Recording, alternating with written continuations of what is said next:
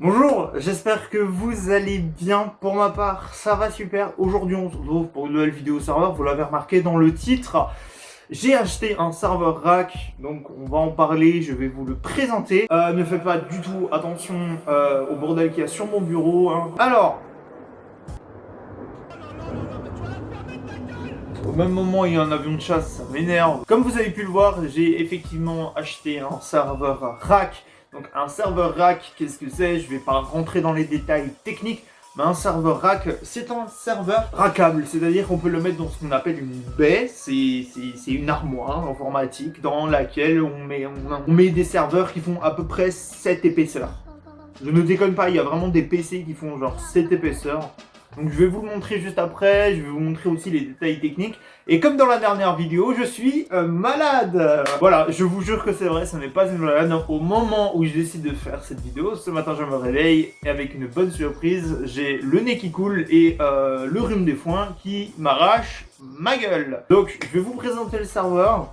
Je vais vous parler aussi des projets pour l'avenir. Et on se retrouve juste après. Vous faites pas non plus attention à ma gueule de con.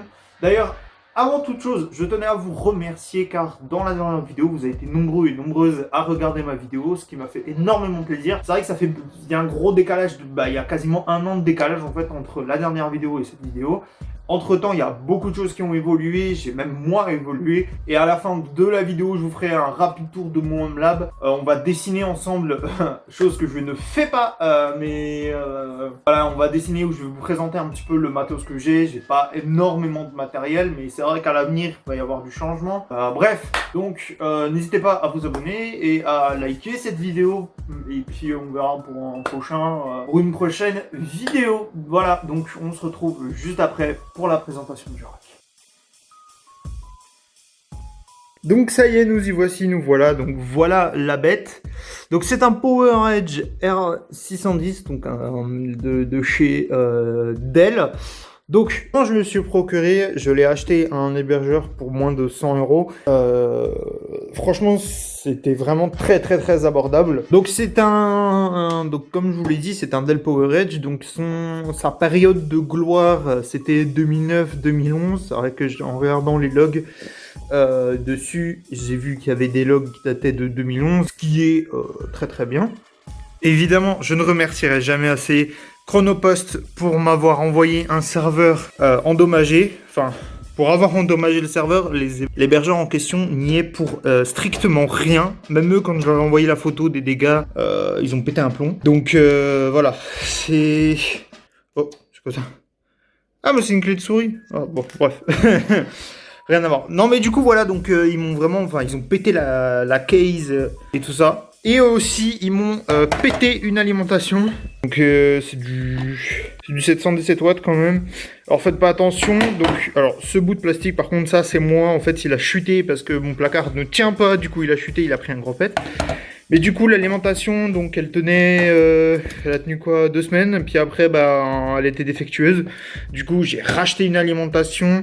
Donc là, cette fois, si je me trompe pas... Voilà, cette fois on est sur du 502 watts. Alors vous allez me dire oui, mais il n'y a pas de redondance. Alors, la pièce coûte hyper cher, que je préfère, voilà. Et je peux pas utiliser les deux en même temps parce que ça va pas, c'est pas compatible. Une c'est du 717 watts et l'autre c'est du 500.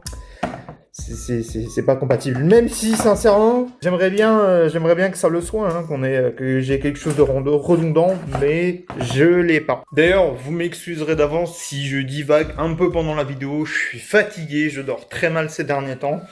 Et j'avoue que j'ai pas préparé la vidéo, hein. Ce matin, je me suis levé, je me suis pas dit, tiens, je vais faire la nouvelle vidéo serveur. Je me suis dit, voilà, bah écoute, souvent les vidéos, elles viennent comme ça sur le tas, et je me lance, et puis on voit ce que ça donne. En tout cas, voilà, Chronoshot casse vraiment les couilles.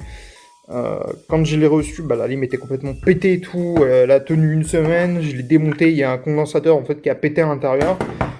Donc on peut plus rien en faire. Hein. Elle est morte de chez mort. Je devrais l'acheter, mais bon, voilà. On va passer évidemment aux caractéristiques techniques. Donc pour ça, je vais ouvrir, hop, la case. Enfin, le carter. Donc voici la bête. Donc j'ai deux processeurs de Xeon E5620. Donc voilà, ce sont deux vieux Xeon, donc cadencés à 2,1 GHz, il me semble. Vous pouvez voir qu'il y a quand même pas mal de poussière parce que, bon bah déjà j'ai pas mis de filtre, forcément, et puis en fait il y a eu des travaux chez moi et il en a pris plein la gueule. Donc voilà, j'étais vraiment dégoûté. J'essaye de le nettoyer de temps en temps comme je peux, mais bon, c'est un peu la merde. Donc on a une carte RAID physique. C'est vrai que de manière générale, il y en a pas, mais moi j'en ai une. Par contre, j'ai pas iDRAC Entreprise, ce qui m'emmerde beaucoup. Ensuite, au niveau des disques, comme vous pouvez le voir, nous avons 3 disques mécaniques de je ne sais plus combien de gigas. Il me semble que c'est 200 et quelques gigas chacun. Un SSD aussi. Donc voilà, comme vous pouvez le voir, ça me fait chier, je n'ai pas de caddie. Donc ensuite, nous avons ici la RAM. Au départ, j'avais une barrette de 8 par processeur. Donc j'étais à 16 Go de RAM quand je l'ai récupéré. Il y a pas longtemps, j'ai fait un échange avec quelqu'un. J'avais des barrettes, j'avais déjà acheté une première fois des barrettes chez Bargain Hardware, mais elles n'étaient pas compatibles, c'était du 24 Go par slot DIMM, ce qui est beaucoup trop, parce que celui-ci, du coup, accepte que 16 Go par processeur et par slot DIMM, enfin, pas 16 Go par processeur, pardon, autant pour moi. Enfin bref, c'est 16 Go par slot DIMM pour un total maximum de 196 Go de RAM, ce qui est largement suffisant pour un HomeLab. On en reparlera à la fin de la vidéo, je vous montrerai un petit peu mon HomeLab. Donc du coup, pour l'instant, au départ en tout cas, j'avais deux barrettes de 8. Maintenant que j'ai fait un échange avec quelqu'un, j'ai donné les barrettes que j'avais, sauf que j'avais zappé que c'était du soit 24 Go par slot. Et il pensait, enfin je lui avais dit que c'était du 16, sauf que c'était du 24. Du coup, on avait déjà procédé à l'échange, donc il m'avait envoyé les barrettes. Je me suis excusé, il m'a dit que c'était rien, que voilà, il n'y avait pas de souci.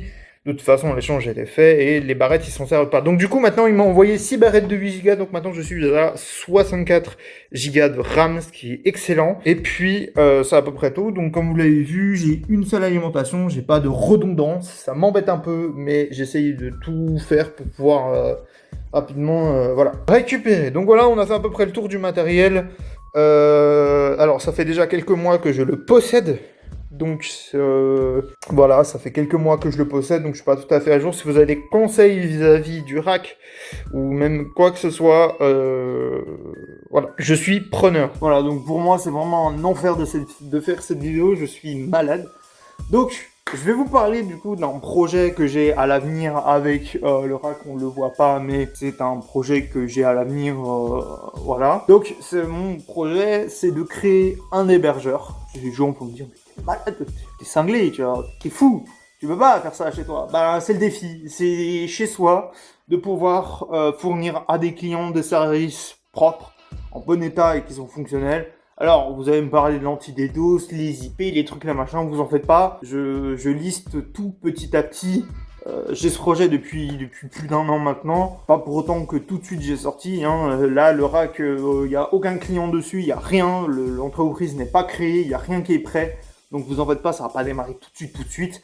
Mais voilà, c'est l'objectif final. Donc je vais continuer par la suite à m'acquérir des racks. En tout cas, je suis très fier de ce petit rack. Je l'ai eu vraiment pour moins de 100 €. Je l'ai récupéré à un hébergeur. Vous avez peut-être dû le voir mais c'était un serveur de backup. Donc voilà. En tout cas, je suis très fier de ce petit serveur. Vraiment, ça fait longtemps que j'en voulais un. Franchement, ce genre de serveur, ça m'a toujours fasciné. Donc bref, moins de blabla. Maintenant, on va passer dans ma chambre et je vais vous présenter mon HomeLab, même s'il n'y a rien de bien particulier. Bon, j'avoue que j'étais pas très motivé, le temps de préparer le serveur, de le remettre en marche, d'attendre qu'il démarre, sachant que c'est assez long à démarrer quand même un rack. Je vais plutôt vous faire une voix off. Bon, là je suis en train de monter la vidéo, je suis à la fin de la vidéo, donc voilà, il est littéralement 17 h. Bref, donc du coup, le rack tourne sous Proxmox. Dans ce Proxmox, j'ai une dizaine de VM environ, mais il n'y en a que 2 qui tournent. J'ai une première VM avec Debian 12 et dessus j'ai installé Pterodactyl. Dans Pterodactyl, qu'est-ce qu'on a ? On a 2 serveurs Minecraft, un serveur de jeu pour Satisfactory et pour finir un proxy Voilà, tout ça sur une seule machine. Et sur l'autre machine, j'ai juste MariaDB avec Adminer qui tourne pour les bases de données pour Minecraft. Voilà. C'est à peu près tout pour les techs. C'est vrai qu'il n'y en a pas beaucoup, mais avec le temps, ça va venir. Bon, il y a aussi ViOS, Docage, tout ça. Pour l'instant, c'est des techs que j'utilise plus pour le moment. Mais voilà, il y a plein de trucs. En tout cas, j'espère que ce petit retour des vidéos serveurs vous a plu. Moi, ça va, ça a été. Malgré que j'étais pas très motivé ce matin pour faire la vidéo, j'ai quand même kiffé la faire. Le montage, un peu moins, parce que je suis plus sur Windows, donc j'utilise plus Premiere Pro. Bref, moins de blabla. Du coup, merci à tous d'avoir regardé cette vidéo. J'espère qu'en tout cas, elle vous a plu.